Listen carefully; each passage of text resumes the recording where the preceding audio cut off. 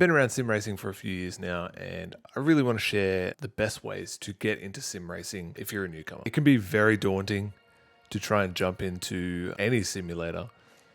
So let's dive deeper.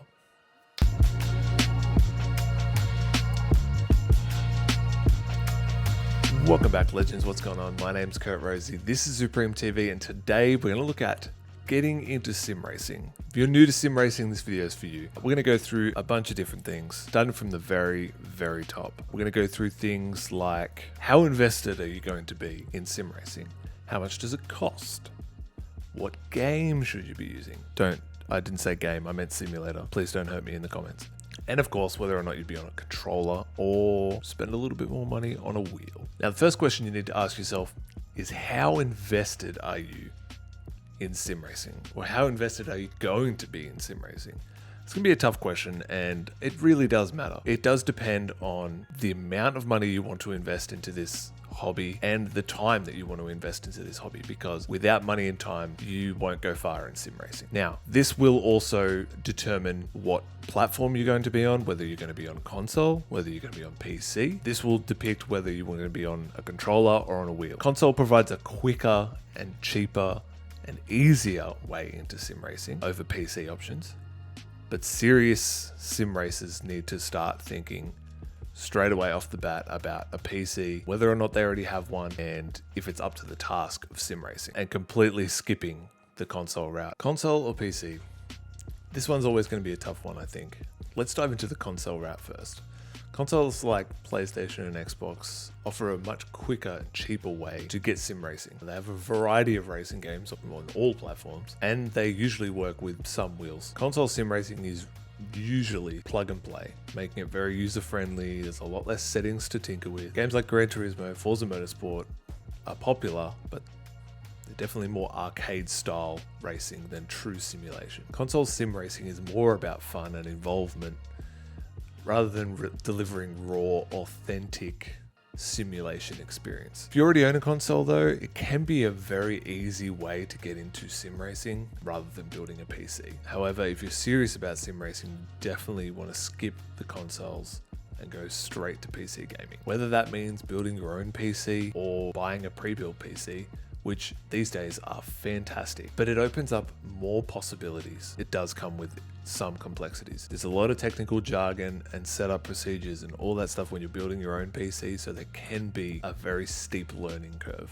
Building a PC for sim racing specifically requires a lot of time and investing on the research and making sure you have the right parts that fit together, they're not going to cause issues together, but also to match the needs of the games that you're playing. Obviously not just sim racing. If you're going to use it for something else like design or anything like that as well, it needs to be up to the standard. So it does raise the question again, how invested are you going to be in sim racing? Now, there's a lot more rewards and advantages to going PC over console for sim racing. The benefits are performance, customization, and quality. One major advantage is the amount of games that you can play on your PC. No matter what racing niche, there's likely a simulator that is tailored to whatever you want. The only limit is your budget when it comes to PCs. Be prepared to invest not just financially, but also your time. If you're new to building PCs, understanding all these components, CPUs, graphics cards, it can be a lot to take in, especially if you haven't really learned about that stuff in the past. I should mention, I guess in this section, that screens and monitors really play a huge part when it comes to sim racing. So these kind of go hand in hand. Consoles currently only support single monitors, and VR of course as well.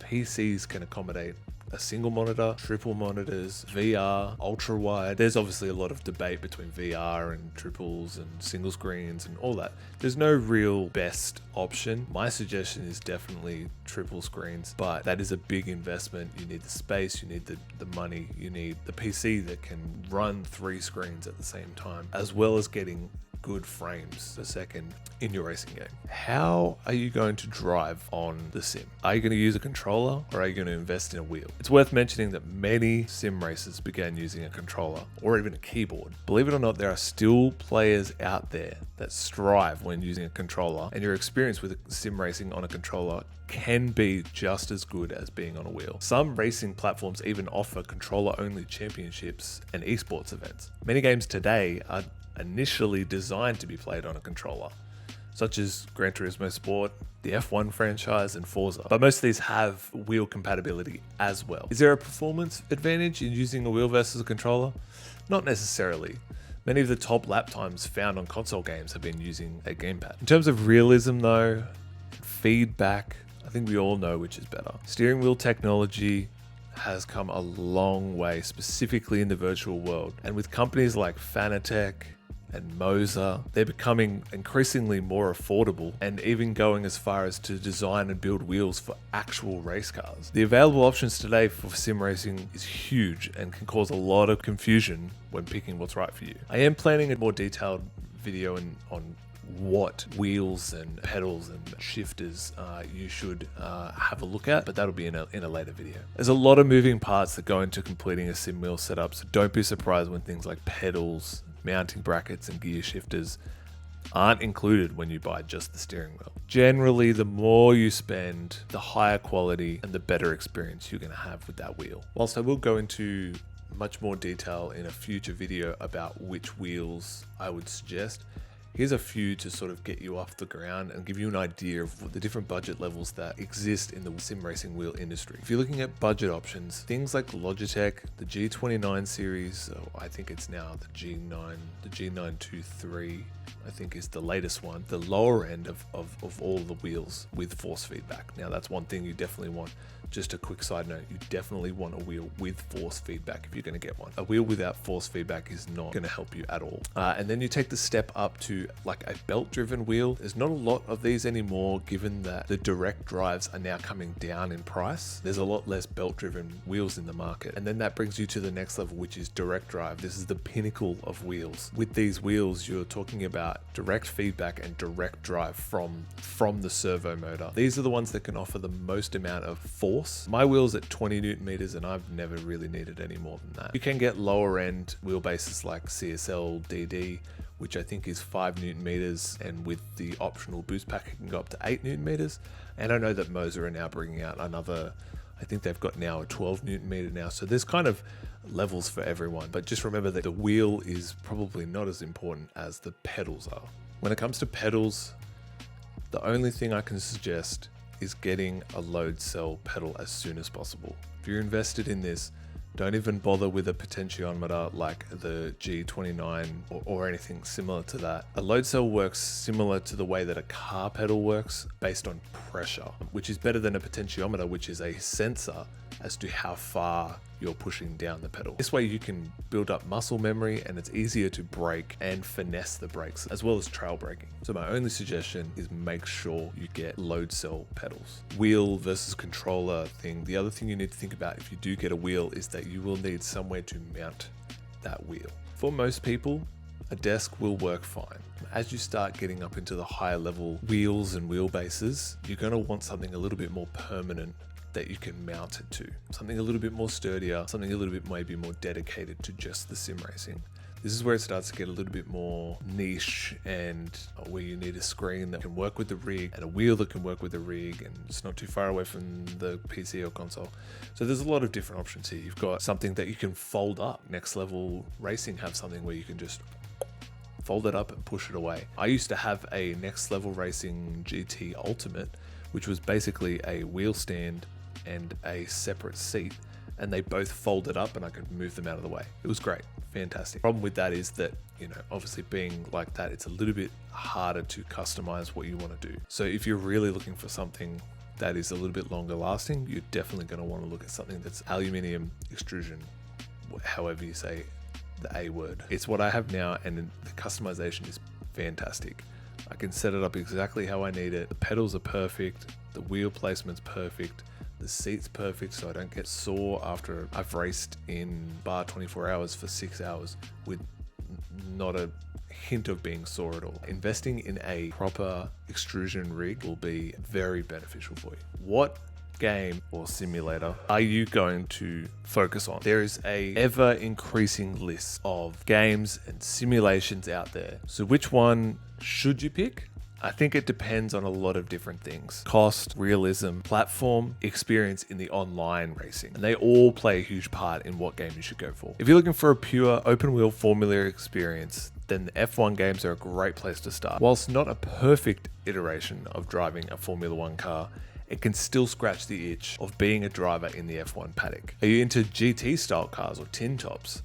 Assetto Corsa Competizione ticks all the boxes for a GT only experience at a really good price compared to a few other of its competitors. Great offline racing with all sorts of options, including rain. Looking at you, iRacing. This will probably age very badly, and in like 2 months there'll be rain in iRacing. But ACC falls over a little bit when it comes to online multiplayer racing. The integration of low fuel motorsport, or LFM, brings some much needed structure to ACC and the online racing. Makes it a little bit closer to, say, things like iRacing. The physics and force feedback are some of the best across any simulation though. Assetto Corsa, the base game, such a classic. Whether you want to race MX-5s at Tsukuba or drift your Nissan Silvia through the hills of Japan, or even drive a cat around the Nordschleife, I can guarantee you there's a mod for it in Assetto Corsa, no matter what you want to do. Assetto Corsa is a cheap way to get driving, get the most out of racing / drifting, or even just hot lapping in hundreds, if not thousands of cars. Which brings us to iRacing. This is my simulator of choice.